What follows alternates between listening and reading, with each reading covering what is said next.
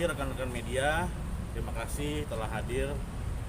Hari ini saya selaku lawyer Maci Ahmad, selaku kuasa hukum dari Bapak Henry Kurniadi alias John LBF dan juga Bapak Parlemen Sabar Lumban Tobing, hari ini ingin menyampaikan perkembangan kabar dari laporan kami yang kami telah laporkan pada tanggal 12 Juni 2023 mengenai pasal 32 Undang-Undang ITE dan juga perlindungan data pribadi, pasal 67 Undang-Undang 27 tahun 2022, di mana kami telah mendapatkan surat bahwa tanggal 18 Oktober kami telah mendapatkan bahwa adanya pemberitahuan penetapan tersangka kepada Arif Edison yang saat ini pada tanggal 30 kemarin ya, hari Senin telah ditangkap dan hari ini sudah ditahan. Adapun penangkapannya juga sudah sesuai dengan KUHP dan sekarang telah ditahan, seperti itu. Ya Bang John, mungkin gimana Bang John akhirnya ya tertangkap nih? Mungkin saya kasih kesempatan ke Pak Sabar sebagai pelapor untuk yang ini karena perlu saya pertegas, saudara Arif Edison ini ditangkap dan sudah ditahan untuk laporan yang dilaporkan oleh Pak Sabar. Ya, kalau yang laporan saya masih dalam proses ya, dia tapi sudah tersangka. Silakan Pak Sabar. Oke, selamat siang rekan-rekan media. Ya.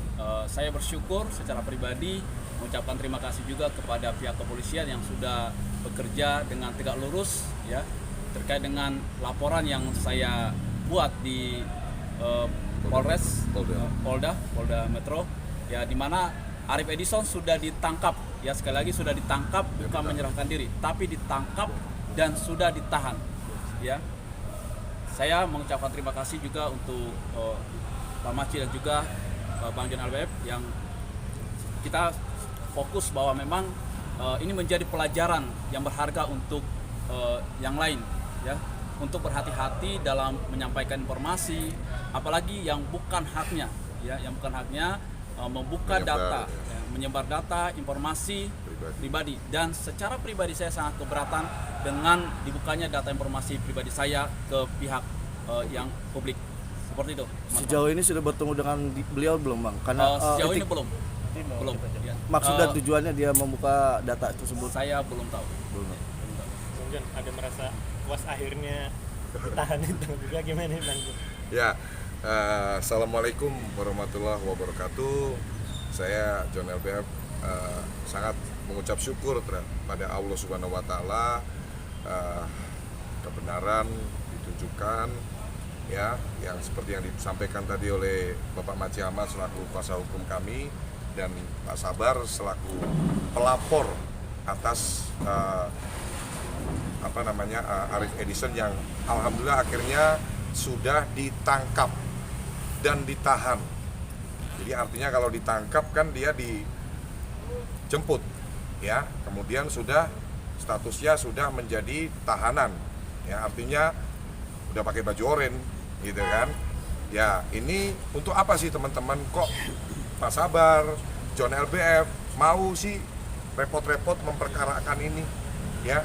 Terus terang proses hukum ini juga banyak menyita waktu, pikiran ya. Akan tetapi perlu saya pertegas sekali lagi teman-teman, Indonesia adalah negara hukum ya. Institusi yang berwenang untuk melakukan penegakan hukum, melindungi hak-hak warga negaranya adalah institusi Kepolisian Republik Indonesia. Kita pun dilarang keras untuk main hakim sendiri. Oleh sebab itu, saya dan Pak Sabar mempercayakan penuh, sangat percaya dengan yang namanya institusi Kepolisian Republik Indonesia. Ya, dan terbukti laporan kami tidak nol besar seperti yang disampaikan Arif Edison di awal-awal. John LBF mah laporannya nol besar, Pak Sabar laporannya nol besar. Tidak ada nol besar. Kepolisian Republik Indonesia tegak lurus. Kalau Anda bersalah, ditemukan peristiwa pidananya, percayalah masyarakat Indonesia, Anda akan mendapatkan keadilan. Saya sampaikan ini ya.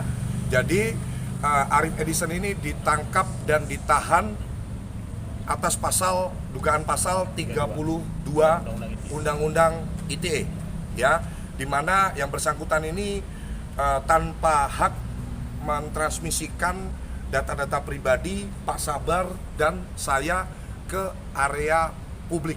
Jadi data-data private dipublish ke area publik, itu jadi konsumsi publik, gitu ya teman-teman. Kalau yang saya dapat informasinya dari Pak Maci selaku kuasa hukum saya, ini ancamannya tidak main-main teman-teman. Ancaman Maksimal 10. penjaranya ini maksimal 10 tahun penjara, gitu ya teman-teman.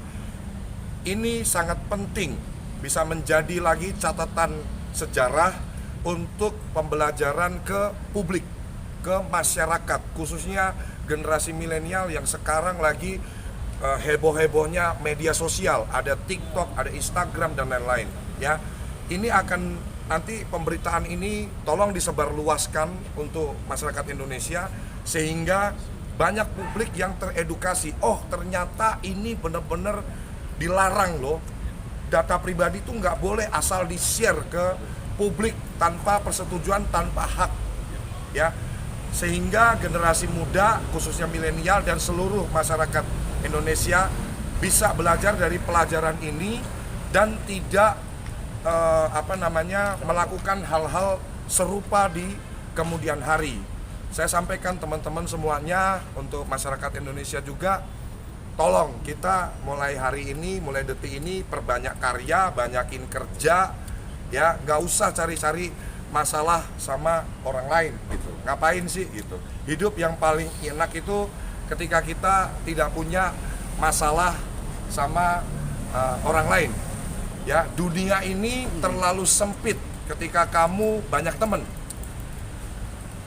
Tapi dunia ini menjadi sangat luas ketika kamu banyak musuh. Gak tahu musuhmu di mana aja gitu. Tapi kalau kamu punya banyak temen, lagi nongkrong, oh ternyata kamu temennya si ini ya. Oh iya ya, sempit banget, selebar daun kelor aja. Tapi kalau lu perbanyak musuh, ya dunia ini luas. Jadi was-was kita kemana-mana. Waduh, ada nggak di sini musuh saya? Ada nggak di sini musuh saya? Kayak gitu teman-teman ya.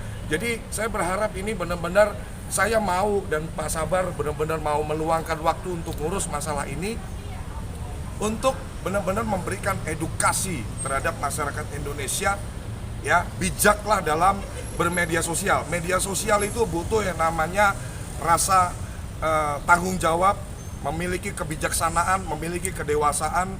Jadi sebelum Anda memposting, sebelum Anda membagikan itu di media sosial, Anda timbang-timbang dulu, Anda cari dulu referensi, Anda cari dulu literatur-literatur yang bisa meyakinkan bahwa ini boleh Anda posting, ini tidak boleh Anda posting.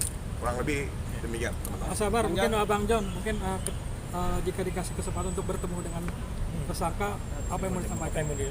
Jadi sebetulnya beberapa waktu lalu saya ada ketemu dengan istri, ya, istri dari tersangka Arif Edison. Ada melalui pihak ketiga yang mendatangi meja saya, menyampaikan ada nggak sih Pak kemungkinan untuk mungkin bisa bermediasi atau mungkin berdamai. Saya kasih gambaran demikian terhadap pihak ketiga itu. Duduk di meja saya, ada pengacara saya yang mendengar. Alhamdulillah hari ini saya yang dulunya pengangguran, tukang main burung 7 tahun, sekarang punya 8 perusahaan. Ya, yang terbaru Caper Chicken kolaps dengan Basuki Surojo. Ya, saya punya 200 lebih ya, hampir 250 karyawan. Kita mau buka cabang juga di Surabaya di Spasio Tower. Ya, yang harus saya dan Pak Sabar biayai, tanggung jawabin. Jadi kalau bicara materi, saya bersyukur pada Allah Subhanahu wa taala saya diberi banyak kenikmatan. Jadi kalau untuk materi, status saat ini John LBF gak butuh uang. Ya, saya pertegas itu ke pihak ketiga ini. Jadi menurut saya Pak, harta yang ada di dunia ini bukan mobil mewah, bukan rumah mewah, tapi yang paling saya anggap nilainya paling harganya tinggi dan priceless adalah namanya nama baik. Ya. Aceh itu saya lapor balik lagi gitu. Ini bukan saya kasih closing statement ya. Ini bukan untuk gagah-gagahan. Saya orang yang tidak pernah mau cari musuh. Saya pertegas sekali lagi. Tolong kalau ketemu saya ajakin saya temenan. Kita tegur sapa, kita silaturahmi, kita hablum minanas. Ya. Saya tidak pernah, John LBF dan Pak Sabar tidak mau punya musuh. Sama sekali. Please, ini statement tegas dari kami. Tolong jangan ada yang senggol-senggol kami lagi.